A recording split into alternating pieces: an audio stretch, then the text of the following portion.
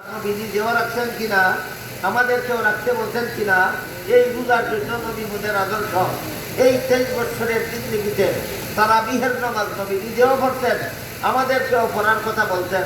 কাজেই তারাবিহের নামাজের জন্য নবী আদর্শ।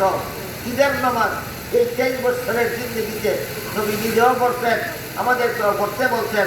এই জন্য ঈদের নামাজের জন্য নবী মুদের আদর্শ। হজ নবী নিজেও করছেন, আমাদেরকে করতে বলতেন, হজের জন্য নবী মুদের আদর্শ। এমনকি শরীরের লিবাস পোশাক, সুন্নতি লিবাস পোশাক নবী নিজেও করছেন, আমাদেরকেও করতে উৎসাহিত করেছেন।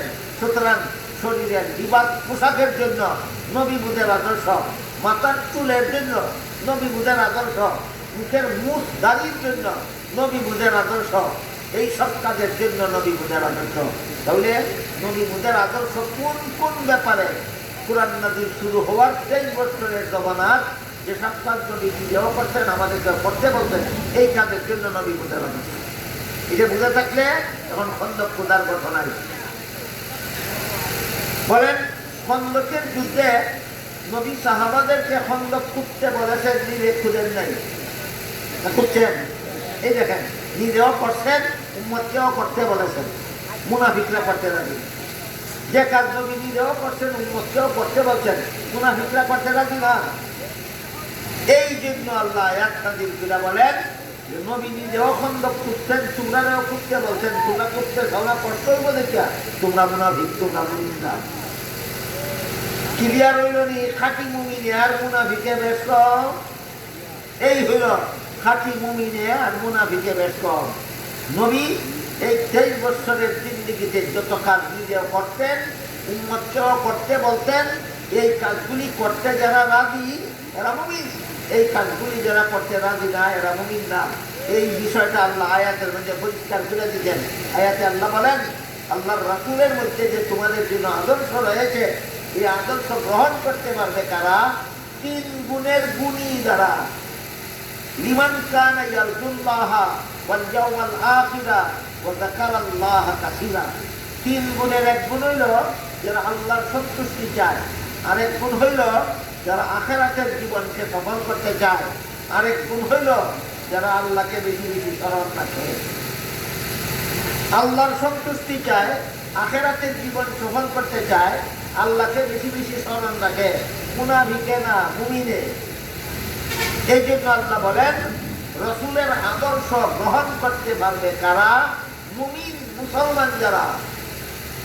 মুনাফিকের মধ্যে যেহেতু 3 গুণের একটাও নাই, এরা আল্লাহর সন্তুষ্টি চায় না, এরা নিজের মনের সন্তুষ্টি চায়, এরা আখিরাতের জীবনকে সফল করতে চায় না, এরা দুনিয়ার জীবন সফল করতে চায়, এরা আল্লাহকে বেশি বেশি স্মরণ করে না, এরা আল্লাহকে ভুলে যায়। কাজেই মুনাফিকরা নবীর আদর্শ গ্রহণ করতে পারবে না, একমাত্র মুমিন মুসলমানেরা নবীর আদর্শ গ্রহণ করতে পারবে। এই কারণে হাদিস শরীফে আল্লাহ রাসূল বলেন, কুল্লু উম্মতি ইয়াদখুলুনাল জান্নাতা ইল্লা মান আবা। কিলা ওয়া মান আবা? ক্বালা মান আতাআনি দাখালাল জান্নাতা ওয়া মান আসানি ফাকাদ আবা। আও কামা ক্বালা আলাইহিস সালাতু ওয়াস সালাম। রাসূল বলেন, আমার সমস্ত উম্মত জান্নাতে যাবে, কিন্তু যারা আমাকে মানে না তারা জান্নাতে যাবে। কথাটা ভালো করে খেয়াল করবে, আমার কথা শেষ। হাদিসটা কইয়াই কথা শেষ করে দিতেছি। রাসূল বলেন, আমার সমস্ত উম্মত জান্নাতে যাবে, কিন্তু যারা আমাকে মানে না তারা জান্নাতে যাবে। সাহাবায়ে কেরাম জিজ্ঞাসা করলেন, আপনাকে মানে না কারা? জবাবে রাসূল বলেন, যে কাজের যে নিয়ম আমি শিখাইছি, যে কাজের যে নিয়ম আমি শিখাইছি, ওই কাজ ওই নিয়মে যারা করে এরা আমার। যে কাজের যে নিয়ম আমি শিখাইছি, যেই নিয়মে করে না, নিজের মন গড়া নিয়মে করে, এরা আমাকে মানে না, এরা জান্নাতে যাবে না। আমাদের সমাজে একটা প্রায় সময় একটা কথা বলা হয়, আমরা নবী, আমি নবী মানি আর আমার দলে নবী মানে, অন্য কেউ নবী মানে। তোমার কথায় আর আমার কথায় নবী মানা হয় না। নবী